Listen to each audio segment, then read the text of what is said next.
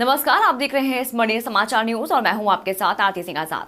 डालते हैं नजर आज की खास खबरों की ओर। मणिपुर में आदिवासियों पर बढ़ते अन्याय अत्याचार को लेकर प्रदेश सरकार को बर्खास्त कर राष्ट्रपति शासन लगाए जाए। भोपाल विगत 4 माह पूर्व से मणिपुर में लगातार जातीय हिंसा में वहां के मूल निवासी कुकी जनजाति युवतियों को नग्न अवस्था में परेड कराते हुए सामूहिक बलात्कार जैसे जघन्य अपराध की श्रृंखला बढ़ती जा रही है।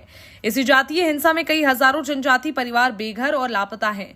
मणिपुर सरकार प्रदेश में कानून व्यवस्था समाप्त हो गई है। संपूर्ण मणिपुर के हालात बहुत ही गंभीर और नाजुक बने हैं। इंजीनियर विनोद सिंह भट्टी ने कहा है कि मणिपुर प्रकरण पर तत्काल संज्ञान लेते हुए मणिपुर सरकार को तत्काल बर्खास्त कर राष्ट्रपति शासन लागू कराया जाए, जिससे वहां के मूल निवासी जनजाति के लोग अपने मान सम्मान के साथ जीवन निर्वाहन कर सकें। देवेंद्र सूर्यवंशी ने कहा कि मणिपुर में मानवता को शर्मसार करने वाली घटना के विरोध में आज रोशनपुरा चौराहा भोपाल में प्रदर्शन कर मांग की मणिपुर सरकार को बर्खास्त कर राष्ट्रपति शासन लगाया जाए, दोषियों को सजा दी जाए। महिलाओं पर अत्याचार बंद करो, बंद करो, बंद करो। आदिवासियों पे अत्याचार बंद करो, बंद करो, बंद करो। मोदी तेरी तानाशाही नहीं चलेगी, नहीं चलेगी, मोदी तेरी तानाशाही नहीं चलेगी, नहीं चलेगी। महिलाओं पर अत्याचार बंद करो, बंद करो, बंद करो, महिलाओं पर अत्याचार बंद करो, बंद करो, बंद करो, आदिवासियों पर अत्याचार बंद करो, बंद करो, बंद करो। अभी तो ये लड़ाई है। शासन कर रहे हैं, कहीं ना कहीं बहुत भयावह स्थिति है और शासन खामोश है।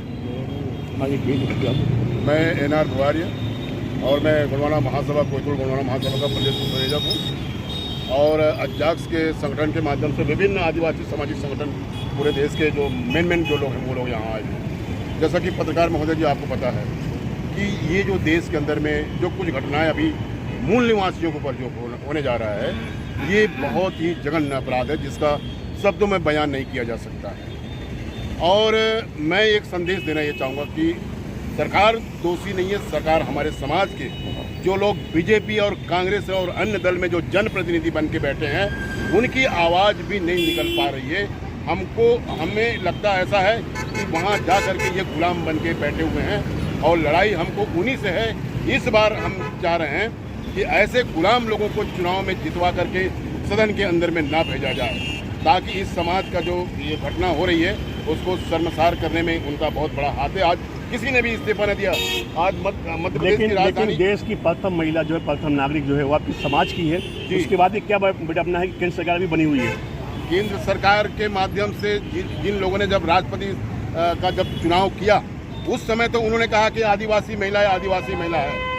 और उसके बाद में यही सरकार जो केंद्र सरकार कहती है कि देश की आदिवासी जो है हिंदू है, जब हिंदू खतरे में है तब हमें अपने साथ में लेते हैं आदिवासियों को। और जब हम अपनी बात अधिकार की बात करते हैं, संविधान की बात करते हैं, तो हिंदू नहीं मानते, हमको आदिवासी मानते हैं। तो ये सरकार के विरोधाभासी जो बात है वो हम लोग समझ रहे हैं इस बात को, और उनको वो भी समझ रहे हैं कि हिंदू बना करके हमें इस तरीके से वहाँ मणिपुर में लड़ाया जा रहा है एक आदिवासी को दूसरे आदिवासी के ऊपर में। और 3 महीने से जाकर के गृह मंत्री महोदय जी पिछले महीने गए थे वहाँ पर, और उन्होंने क्या किया, आज भी लाशें जो है नदियों में, नालों में, सड़क के किनारे आज पड़ी हुई लाश है जिसका कोई मतलब बयान नहीं किया जा सकता। इस घटने का जिम्मेदार मानते किसको?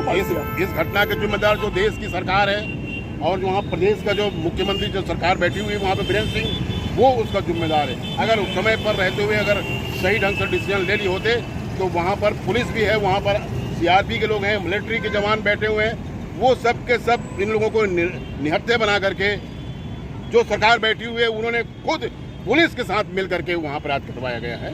ये हम आपको बताना चाहते हैं। एक देश में विभिन्न घटनाएं हुई है, उस पर कैंडल मार्च निकाला गया। ये पूरे देश में लगातार जो है आदिवासियों पर जघन्य अपराधों की श्रृंखला बढ़ती जा रही है।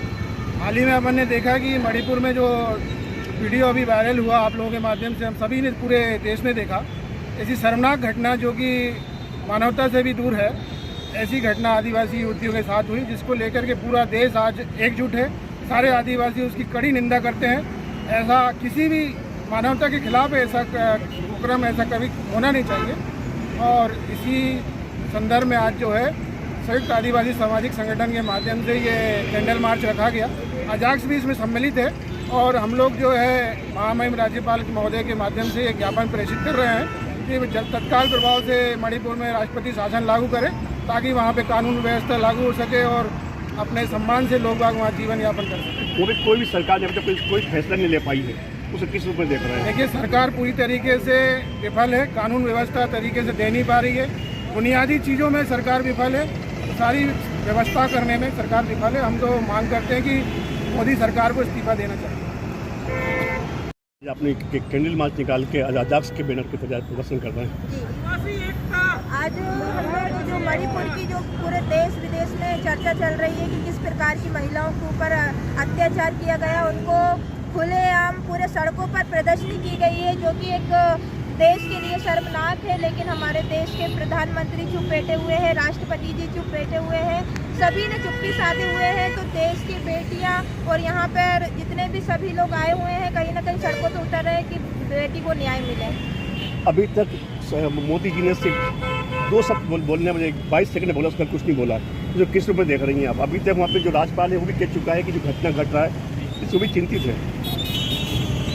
अब राष्ट्रपति हो या राष्ट्रपति भी एक आदिवासी महिला है, और मणिपुर में भी आदिवासी महिला ही एक राज्यपाल है, और प्रधानमंत्री के अब कहें तो उनको गुलाम बोल सकते हैं शायद, इसलिए वो लोग आवाज़ नहीं उठा रहे हैं क्योंकि वो एक आदिवासी है। तो जातीय हिंसा तो पूरे देश में फैल रही है, और सबसे ज़्यादा बढ़ावा देने वाले ये राष्ट्र में बैठे हुए मोदी सरकार यही है। मैं इन्हीं को बोलूंगी कि ये चुप्पी साधे हुए बैठे। मोदी जी ने बार मध्य प्रदेश में आके कहा है कि जो भी कर रहा है आज से जो भी प्रोग्राम से आदिवासियों के लिए आज वो स्थान के लिए करोड़ रुपये खर्च कर उन्होंने योजनाओं के लिए।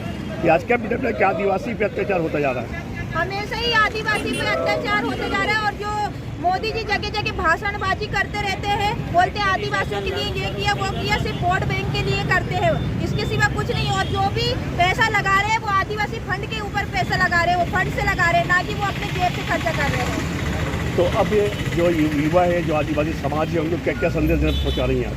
मैं जितने भी आदिवासी भाई बंधु हैं, मेरे भाई बहन हैं, मैं उनसे निवेदन करूंगी कि वो लोग इस जो इतनी शर्मनाक घटना हुई है, ये 2 महिलाओं को सरेआम प्रदर्शनी की गई है, इसको देखते हुए एक हो जाइए और बहनें निकलिए और ऐसे शोषण अत्याचार करने वाले लोगों पर उनको फांसी दिलवाइए और बोलिए। फिलहाल इतना ही। खबरें भी और भी हैं, बने रहे हमारे साथ और देखते रहे स्मरणीय समाचार न्यूज। नमस्कार।